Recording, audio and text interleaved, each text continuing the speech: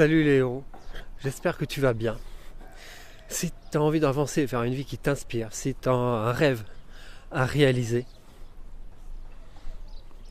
quel qu'il soit, tu as l'impression de ne pas avancer, que tu es dans un état d'esprit négatif, limitant, qui fait que, que tu vois à chaque fois ce qui ne va pas, que tu crois que tu es dans une situation où tu sais pas quoi faire, ça fait pas mal d'années, ça fait un bon moment que tu es là-dedans et que tu ne crois plus à comment avancer, que tu es refermé sur toi-même, que tu n'arrives plus à te croire en la vie, tu crois que finalement cette situation, tu peux pas, tu dois l'accepter, mais vraiment en fait l'accepter c'est une fatalité et que tu dois, que tu as abandonné parce que tu as l'impression d'avoir tout essayé et que rien,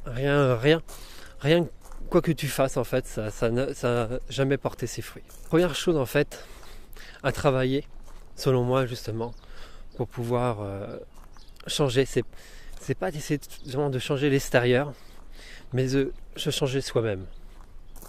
Et la première étape, c'est de se connaître.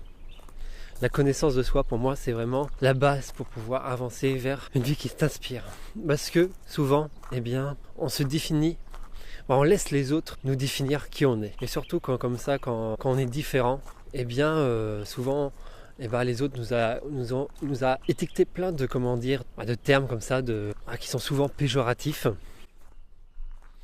Et on les a acceptés. À partir de là, qu'on s'est bâti, une identité qui était malsaine, j'ai envie de dire une identité qui va pas nous aider justement, mais au contraire qui va tout le temps nous freiner parce que on va toujours se juger, on va toujours se voir comme des nuls, comme des incapables, comme des personnes exclues, comme tout un tas de choses comme ça, et on va s'y conformer tout ça ça va devenir des croyances. Des croyances, c'est des pensées comme ça que tu considères comme vraies, et une croyance qu'une pensée que tu challenges pas, que tu dis non je suis pas comme ça, que tu l'acceptes, ça va devenir ta réalité, et de plus en plus que le temps va passer, plus ça va devenir réel, et ça va vraiment s'intégrer en toi.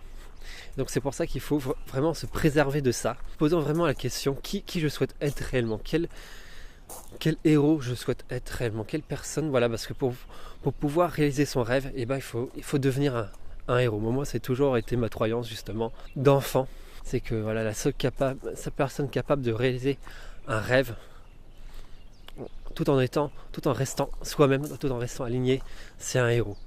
Parce que dans toutes les histoires, dans tous les mangas, les livres que j'ai lus, à chaque fois le héros, il arrive à réaliser son rêve. Et le plus top, c'est qu'il est toujours en cohérence avec ses valeurs. Il va jamais se prostituer entre guillemets. Ses valeurs, sinon ça n'a pas de sens. Vraiment, ses valeurs, c'est ça trait, c'est ce qui fait de lui qui il est. Et ici vraiment comme Naruto, vraiment l'exemple pour moi, c'est vraiment Naruto qui m'a énormément inspiré.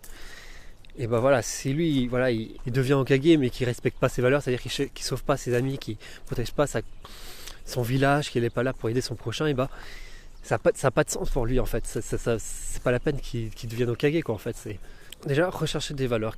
Qu'est-ce que tu vois là, c'est pour ça que cette question-là est importante. Quel héros tu aimerais devenir? Quelles sont tes valeurs? Moi, mes valeurs, c'est vraiment l'indépendance, pour être libre, vraiment de ne dépendre de personne. L'authenticité, ça veut dire toujours être moi-même Moi, j'aime pas me faire passer pour quelqu'un que je suis pas, ou pour faire des choses qui me reflètent pas Je veux toujours être juste par rapport à moi-même.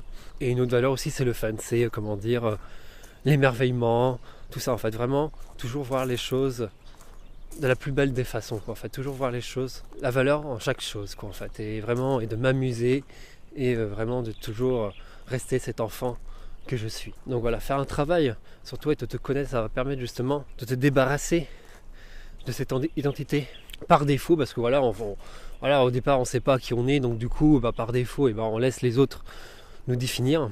Alors que quand tu prends cette responsabilité, tu prends l'initiative de te définir par toi-même, et donc en t'engageant vraiment dans ton propre chemin de vie, naturellement te diriger vers ce qui te correspond le mieux. Et c'est ça vraiment vivre son aventure. c'est avancer vers tes idéaux. N'hésite pas à t'abonner si tu veux recevoir encore plus de trucs et astuces. J'adore faire ça. pour avancer dans ton aventure irréelle. Et moi je te dis à la prochaine, trop en toi et en tes rêves. Bye bye.